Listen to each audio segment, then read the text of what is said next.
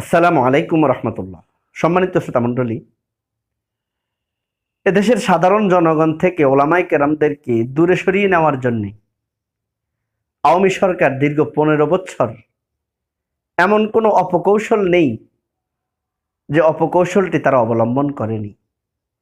প্রতিনিয়ত তাদের নেতাকর্মীদের বক্তব্যে ছিল ওলামায়ে কেরামদেরকে নিয়ে বিদ্বেষপূর্ণ কুরুচিপূর্ণ বক্তব্য।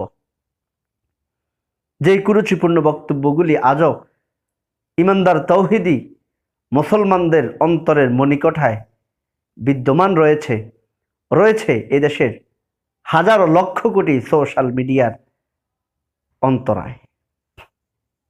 চার্জ দিলেই বেরিয়ে আসবে। প্রতিনিয়তই তাদের নিত্যদিনের সঙ্গী ছিল সাধারণ জনগণের সামনে ওলামায়ে কেরামদেরকে হেয় প্রতিপন্ন করা। তারা প্রতিনিয়তই তাদের বক্তব্যে ওলামায়ে কেরামদেরকে নিয়ে একটি লাইন থাকতো যে দেশের ওলামায়ে কেরামরা মাদ্রাসায় পড়ালেখা করেছে এদেশের মানুষের জাকাতের টাকা খেয়ে, দান সদকা ফিতরার টাকা খেয়ে।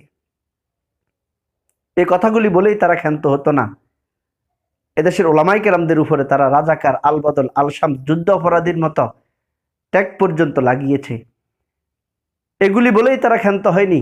শারীরিকভাবে নির্যাতন করেছে এদেশের ওলামায়ে কেরামদেরকে, রক্তাক্ত করেছে রাজপথ ওলামায়ে কেরামের দেহের থেকে রক্ত ঝরিয়ে, যা আজও সমস্ত মিডিয়াগুলিতে বিদ্যমান রয়েছে। জুলুম নির্যাতন কোনোটাই করতে তারা দ্বিধাবোধ করেনি। শুধুমাত্র তাদের উদ্দেশ্য ছিল একটাই, এদেশের ওলামায়ে কেরামদেরকে কুলুষিত করে সাধারণ জনগণ থেকে দূরে সরিয়ে রাখা। সর্বশেষ তারা সেই সাধারণ জনগণ থেকে ওলামায়ে কেরামদেরকে বিচ্যুতি ঘটাতে না পেরে তারা সিদ্ধান্ত নিল এইভাবে তো হচ্ছে না। তখন কে যেন তাদের মাথায় বুদ্ধি দিল যে ওলামায়ে কেরামদেরকে দমাতে পারা যাবে না, তারা যে শিক্ষা ব্যবস্থায় পড়ালেখা করে আলেম হয়েছে সেই মাদ্রাসা প্রতিষ্ঠানকে আমাদের জব্দ করতে হবে, নিয়ন্ত্রণে আনতে হবে। আর নিয়ন্ত্রণে আনার জন্য তারা যে অপকৌশলটি হাতে নিয়েছে সেটি হচ্ছে মাদ্রাসা শিক্ষা ব্যবস্থা পরিচালনা করতে যেন ব্যাঘাত ঘটে, তাদের আয়ের উৎসটাকে ধ্বংস করে দিতে হবে। তাও আবার তাদেরকে কে যেন বুদ্ধি দিয়েছে যে এই দেশের মাদ্রাসাগুলি পরিচালিত হয়ে আসছে অর্থের যোগান দিচ্ছে এই দেশের ইসলাম প্রিয় মানুষগুলি যে প্রতি বছর কোরবানি দেয়, কোরবানির জন্তুর চামড়া বিক্রি করা অর্থে। তাই আওয়ামী সরকার এই কোরবানির জন্তুর চামড়ার শিল্প খাতটাকেও ধ্বংস করে দিয়েছে। যে চামড়াগুলি বিক্রি করা হতো আগে 2500, 3000, 4000 টাকা মূল্যে, সেই চামড়াগুলি এখন 100 টাকা দিয়েও বিক্রি করা যাচ্ছে না। তাদের মূল টার্গেট ছিল, লক্ষ্য ছিল মাদ্রাসা শিক্ষা ব্যবস্থাকে নস্যাৎ করে দেওয়া। কিন্তু আল্লাহ রাব্বুল আলামিন তাদের সমস্ত অপকর্মকে নস্যাৎ করে দিয়ে বেজ্জতির সহকারে এই দেশ থেকে বিতাড়িত করেছে। আজ অবধি পর্যন্ত ইসলাম, মুসলমান এবং মাদ্রাসা শিক্ষা ব্যবস্থা আপন অবস্থায় সসম্মানে দাঁড়িয়ে রয়েছে। এই আওয়ামী পরবর্তী সময়ে আমরা দেখতে পাচ্ছি আমাদের দেশে আরেকটি দলের আবির্ভাব ঘটেছে। তাদের এই কয়েকদিনের কথাবার্তায় দেখতে পাচ্ছি আওয়ামী সরকারের যে মূল টার্গেট ছিল তাদেরও এখন সেই টার্গেট হচ্ছে ওলামায়ে কেরামদের থেকে সাধারণ জনগণকে দূরে সরিয়ে নেওয়া। চরমনাইর ফয়জুল করিম নায়েবে আমির সাহেব উনি তাদেরকে সতর্ক করেছেন যে আপনাদের দলের নাম বিক্রি করে চাঁদাবাজি করছে, আপনারা নিয়ন্ত্রণ করুন। এতেই তারা উপচে পড়ে লেগেছে। এটা যদি ওনার অপরাধ হয়ে থাকে, আমার বিএনপির বন্ধুদের কাছে আমার প্রশ্ন, আপনাদের দলের কেন্দ্রীয় নেতাকর্মীরাও তো বিভিন্ন মিডিয়াতে এসে দ্ব্যর্থহীন ভাষায় বলছে, আমাদের কাছে প্রতিনিয়ত ফোন আসছে, আমাদের দলের নেতাকর্মীরা বিভিন্ন জায়গাতে চাঁদাবাজি, টেন্ডারবাজি, দখলদারিত্বে জড়িত হয়েছে। তাহলে তারা বলল দোষ হলো না?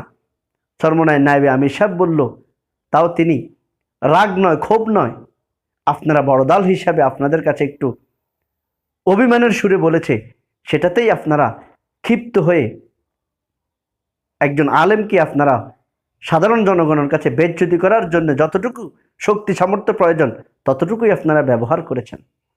এমনটা তো আওয়ামী লীগও ব্যবহার করেছে, এখন আপনারাও ব্যবহার করছেন। আর হাদিয়াকে আপনারা চাঁদার সাথে তুলনা করছেন। হাদিয়া আর চাঁদা কি এক হলো? চাঁদা মানুষের কাছ থেকে জোর করে নেওয়া হয়, আর হাদিয়া জোর করে নিলে কি এটা হাদিয়া হয়? এটা তো চাঁদাই হয়ে যায়। কোনো আলেম তিনি যদি কারো পকেট থেকে জোর করে টাকা নিয়ে যদি এটাকে বলে হাদিয়া, এটা অবশ্যই ইসলামী শরীয়তে হারাম, অগ্রহণযোগ্যনীয় একটি কাজ, নেক্কারজনক একটি কাজ। ওনাকে আইনের আওতায় আনতে হবে। আজ আমরা দেখলাম যে হাদিয়াটাকে সামনে এনে ওলামায়ে কেরামদেরকে নিয়ে কুরুচিপূর্ণ বক্তব্য দিচ্ছে। আপনাদের এই বক্তব্যের মূল উদ্দেশ্য কি? আপনাদের বক্তব্যের এই মূল উদ্দেশ্য হলো এদেশের সাধারণ জনগণকে ওলামায়ে কেরামদের থেকে দূরে সরিয়ে নেওয়া। যে অপকৌশলটি আওয়ামী লীগ করেছিল, বলতে পারেন ফয়জুল করিম সাহেব তিনি আমাদের দলের লোকদেরকে চাঁদাবাজ বলেছে, এই বলেছে, সেই বলেছে। আর উনি বললে দোষ, আপনাদের দলের নেতা কর্মীরাও তো এই কথাতে একমত। যেমন রুমিন ফারহানার একটা ভিডিও রয়েছে, তিনি নিজেই বলছে আমার কাছে প্রতিনিয়ত ফোন আসছে, আমার দলের নেতা কর্মীরা বিভিন্ন জায়গাতে চাঁদাবাজি, টেন্ডারবাজি করছে।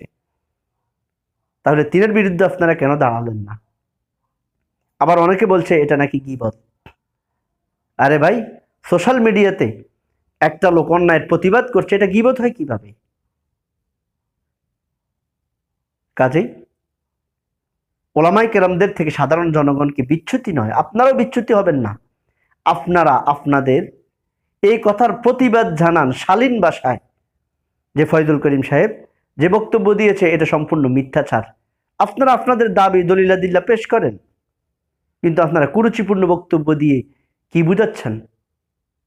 আপনারা বুঝাচ্ছেন যে আমরাও চাই এদেশের ওলামায়ে কেরাম আওয়ামী লীগ যেভাবে করেছিল আমরাও সেইভাবে করব। তাহলে আপনারাও প্রস্তুত থাকুন, আওয়ামী লীগকে আল্লাহ যেইভাবে বেজ্জতির সহকারে বিতাড়িত করেছে, আপনারাও প্রস্তুত থাকুন সেইভাবে বিতাড়িত হওয়ার জন্যে। কারোর প্রতি আমাদের কোনো রাগ নেই, ক্ষোভ নেই।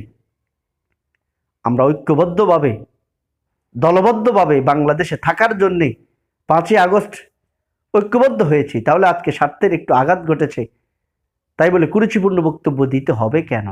রাজাকার শব্দটিকে আবার টেনে আনতে হবে কেন? যখন জামাতে ইসলাম আপনাদের সাথে ছিল তখন আপনারা এই বক্তব্যগুলি দেননি কেন? যখন আপনাদের থেকে বের হয়ে এসেছে তখন আপনারা সেই আবার আওয়ামী লীগের অনুকরণ করে একই বক্তব্য দিচ্ছেন। আল্লাহ রাব্বুল আলামিন আমাদের সকলকে সহি বুঝ দান করুক।